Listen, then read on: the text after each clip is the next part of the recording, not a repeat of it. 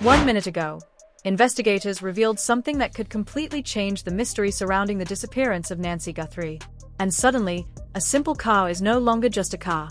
Because when agents from the Federal Bureau of Investigation finally opened the doors of her son-in-law's vehicle, they weren't just searching for fingerprints or dust. No, they were looking for something much smaller, something almost invisible, the kind of evidence that has destroyed alibis before and turned ordinary people into the center of a national investigation.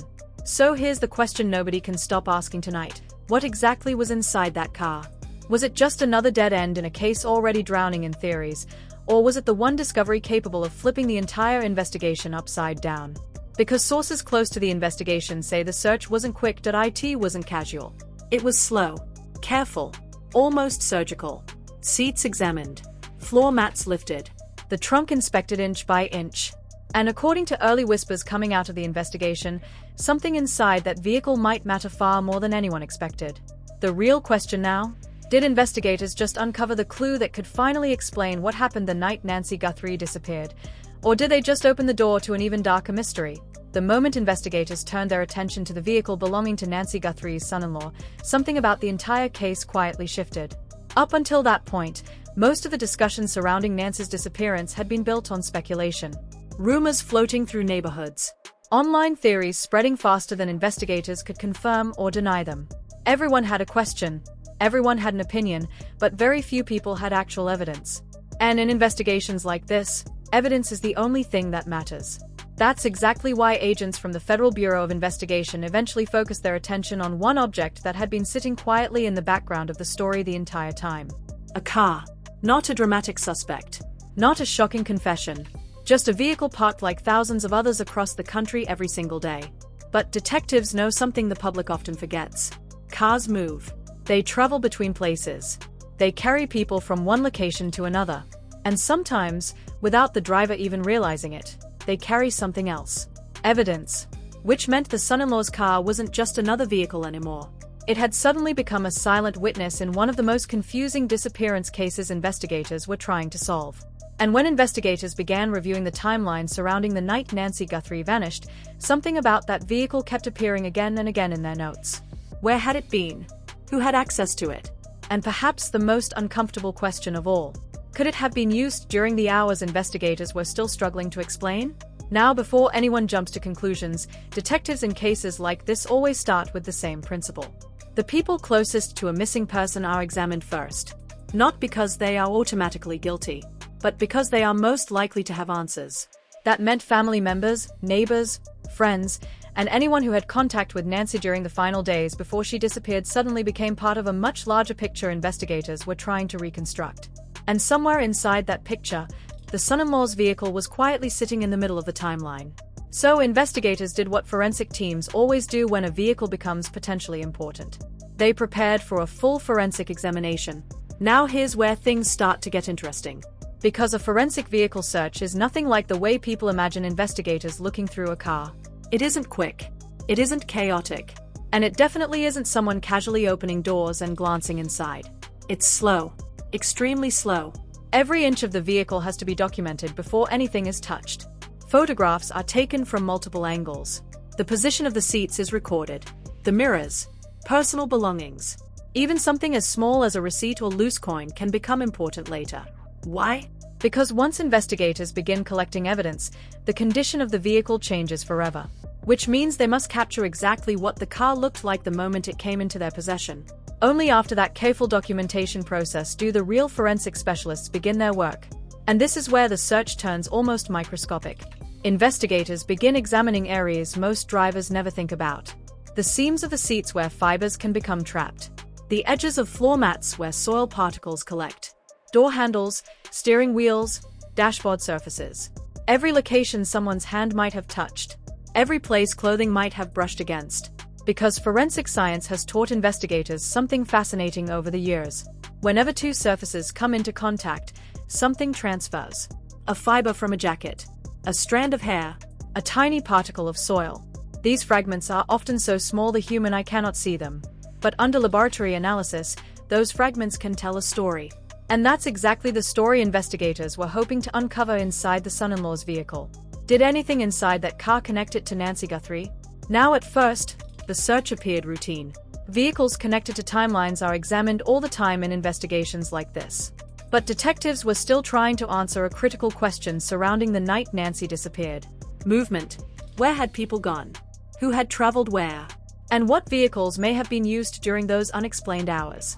Because vehicles can sometimes reveal things people cannot. For example, a car might carry plant fragments from a rural location, dust from a construction site, or soil that only appears in a very specific environment. To most people, those particles look like ordinary dirt. To forensic analysts, they can be geographic fingerprints, which meant investigators examining the son-in-law's car weren't just searching for something dramatic like bloodstains or obvious damage. They were looking for microscopic clues that might quietly reveal where that vehicle had traveled. But there was another layer of the investigation as well. Biological evidence. DNA. And here's something many people don't realize. DNA doesn't only appear in obvious places. You don't need visible blood for it to exist. Human beings shed microscopic skin cells constantly.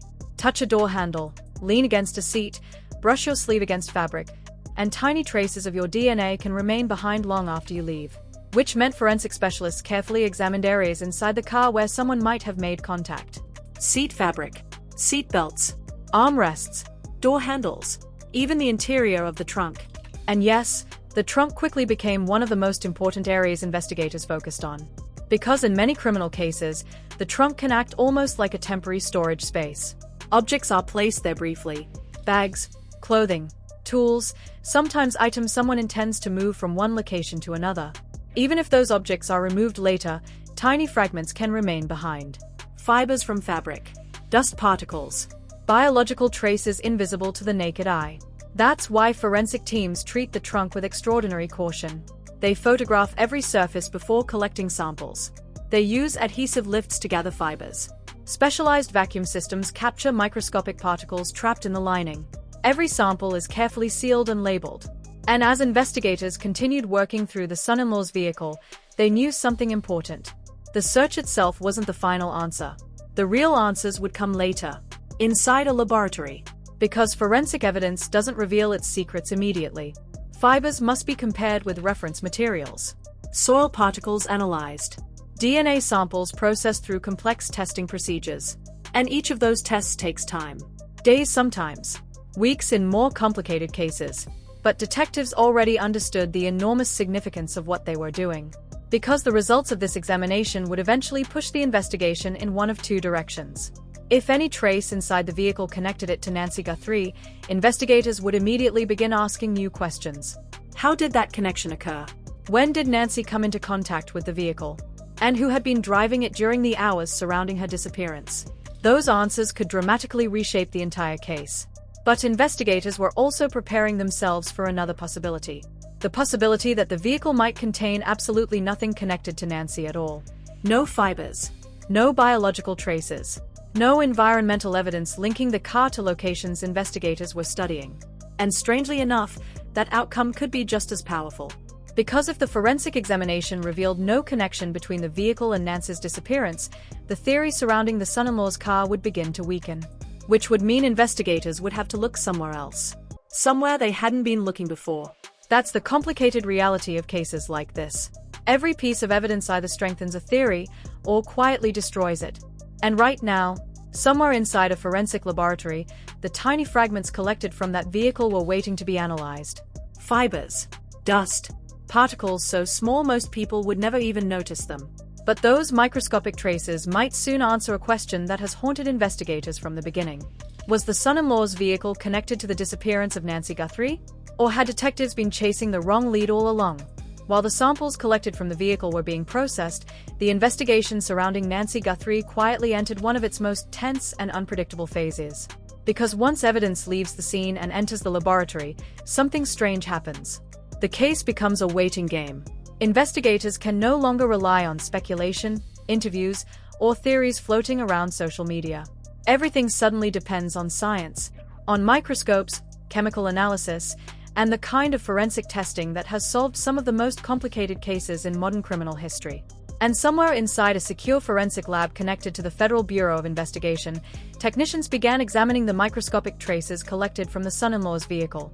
At first glance, the samples looked completely ordinary. Dust particles. Fibers.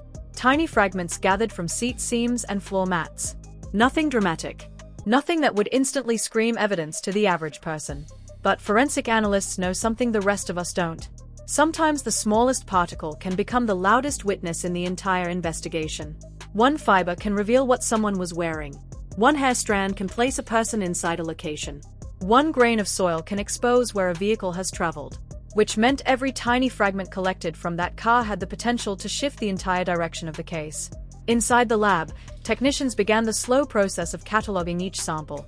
Fibers were placed under high-powered microscopes, where analysts compared their colors, textures, and chemical composition with materials already collected earlier in the investigation. Soil particles were separated and examined for mineral content, searching for matches with environmental samples taken from locations detectives had been studying. And biological traces, those were handled even more carefully.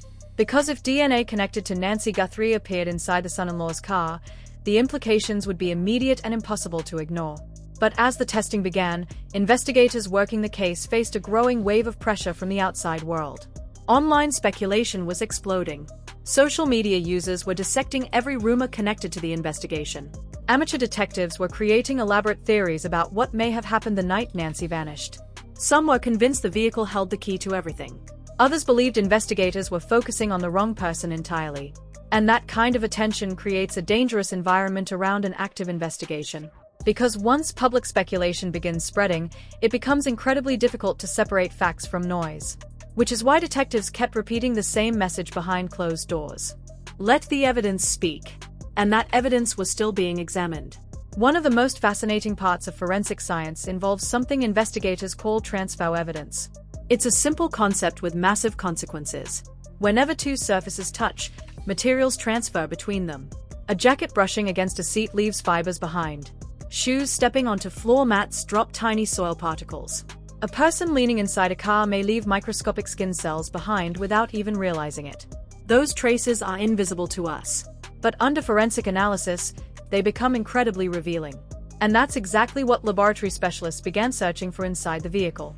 They compared the fibers collected from the seats with clothing connected to Nancy. They examined plant fragments and environmental particles for any connection to the area surrounding her home. Every comparison had the potential to reveal something investigators had been searching for since the beginning. Movement. Where had Nancy been during the final hours before she disappeared? And had she ever been inside that vehicle? Because if even a single fiber or DNA trace connected Nancy to the son-in-law's car during the critical timeline, it would raise a question investigators could not ignore. How did it get there? But forensic testing doesn't always produce dramatic answers. Sometimes the results are frustratingly quiet. And as technicians continued analyzing the samples, investigators knew they had to prepare for both possible outcomes. The first outcome was obvious. If laboratory results showed a clear connection between the car and Nancy Guthrie, detectives would immediately reopen the timeline surrounding the night she vanished. Every movement of that vehicle would be examined. Surveillance cameras from nearby streets would be reviewed again. Digital data connected to phones or navigation systems could be analyzed. Witness statements that once seemed insignificant might suddenly become extremely important. Because once a vehicle becomes connected to a missing person, every mile it traveled becomes part of the story. But there was also another possibility investigators had to consider. The possibility that the laboratory might find nothing at all. No matching fibers. No DNA. No environmental evidence connecting the vehicle to Nancy's disappearance. And believe it or not, that outcome could be just as shocking. Because in investigations like this, removing a theory can be as powerful as proving one. If the forensic analysis revealed no connection between the son-in-law's car and Nancy Guthrie, it would force investigators to confront an uncomfortable reality. They might have been looking in the wrong direction. That doesn't mean the vehicle would instantly disappear from the case. Detectives are far too cautious for that. But it would weaken one of the most widely discussed suspicions surrounding the investigation. And once a theory begins to collapse, investigators must redirect their attention somewhere else. Another person. Another location. Another unexplained moment in the timeline. Which is why detectives understood that the results coming out of the laboratory would not simply add information to the case. They would reshape it. And as the forensic testing continued, whispers began circulating among those following the investigation closely. Some sources suggested investigators were paying particular attention to the trunk area of the vehicle. Others hinted that certain microscopic materials collected from inside the car were undergoing additional analysis. But officials remained extremely careful about what they confirmed publicly, because releasing information too early could compromise the investigation. Still, one fact remained clear. The son-in-law's vehicle had now become one of the most discussed pieces of evidence in the entire Nancy Guthrie case. A vehicle that once looked ordinary had suddenly turned into a possible turning point. And the truth hidden inside those microscopic samples was slowly being revealed under laboratory lights. Fibers examined one by one. Particles compared with environmental data. DNA traces processed through advanced forensic technology. Each test bringing investigators one step closer to answering the question everyone wanted to know. Did that vehicle carry a piece of the truth about what happened the night Nancy disappeared? Or was the real answer waiting somewhere investigators had not yet looked? Because the deeper forensic teams dug into the evidence, the more detectives began to realize something unsettling. This case might be far more complicated than anyone originally believed. As investigators waited for the final laboratory confirmations, one reality about the disappearance of Nancy Guthrie had become impossible to ignore. This case was no longer just about a missing person. It had quietly turned into a puzzle filled with timelines, microscopic clues, and unanswered questions that seemed to grow more complicated with every new piece of evidence. And right in the middle of that puzzle sat a single vehicle. The son-in-law's car. What had once seemed like a routine step in the investigation was now being discussed as one of the most critical examinations detectives had performed so far. Because by the time forensic teams finished searching the vehicle, they had collected dozens of samples. Fibers. Particles. Biological traces too small for the human eye to see. Each one sealed, labeled, and sent to specialists connected to the Federal Bureau of Investigation. And now detectives were approaching the moment every investigation eventually reaches. The moment when science begins delivering answers. Inside the forensic laboratory, analysts continued working through the materials collected from the car with painstaking care. Fibers were compared under magnification with fabrics connected to the home of Nancy Guthrie. Soil particles were tested against environmental samples taken from areas investigators had already searched. And DNA samples, those required the most time and precision. Because DNA testing isn't simply about detecting whether biological material exists. Analysts must confirm who that material belongs to. Every trace must be processed through databases and comparison samples before investigators can draw conclusions. But detectives already understood the enormous weight these results would carry. If even the smallest trace connected the vehicle to Nancy Guthrie, the investigation would immediately enter a completely different phase. Because that discovery would raise a question investigators could not ignore. How did Nancy, or something connected to her, end up inside that car? That question alone could trigger a new wave of scrutiny around the son-in-law's movements during the critical hours before Nancy disappeared. Investigators would begin rebuilding the timeline again. Where had the car been driven that night? Who had access to it? Were there surveillance cameras along the routes it traveled? Digital evidence could suddenly become extremely important. Navigation systems, toll records, phone location data. Every piece of technology connected to the vehicle could help detectives reconstruct its movements minute by minute.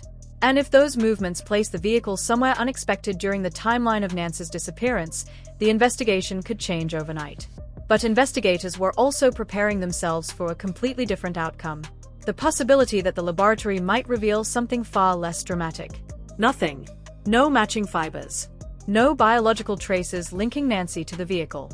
No environmental evidence connecting the car to locations investigators believed were important. And strangely enough, that outcome might be just as significant. Because forensic evidence doesn't only point toward suspects. Sometimes it quietly removes them. If the examination of the vehicle revealed no connection to Nancy Guthrie at all, the theory surrounding the son-in-law's car would begin to weaken dramatically. Detectives would have to acknowledge that one of the most discussed leads in the case might not lead anywhere. And that realization would force investigators to look somewhere else. Another person. Another location. Another moment in the timeline that had not yet been fully explained. That's the difficult reality of investigations like this. The truth rarely appears all at once. Instead, it emerges slowly, piece by piece, as evidence begins eliminating possibilities. And detectives working the Nancy Guthrie case understood that process better than anyone. Because every theory must survive the same test. Evidence. Without it, suspicion means nothing. Which is why the results from the forensic examination of the vehicle carried such enormous importance. They had the power to do one of two things. Either tighten the focus around someone close to the family, or quietly shift the entire investigation in a new direction. And as forensic analysts continued working through the samples, investigators began preparing for both possibilities.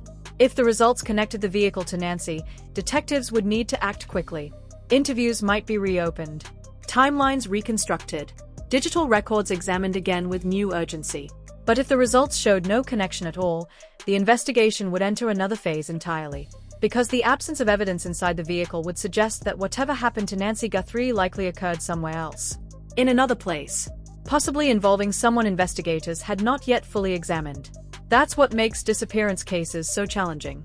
There are rarely immediate answers. Instead, investigators must slowly narrow the truth by removing possibilities until only one explanation remains. And right now, the forensic evidence collected from the son-in-law's vehicle was doing exactly that. Narrowing the truth. Inside laboratories, analysts continued studying the microscopic fragments gathered from the car. Fibers were compared with reference materials. Soil particles examined for geographic matches. DNA traces processed through advanced technology capable of identifying even the smallest biological samples.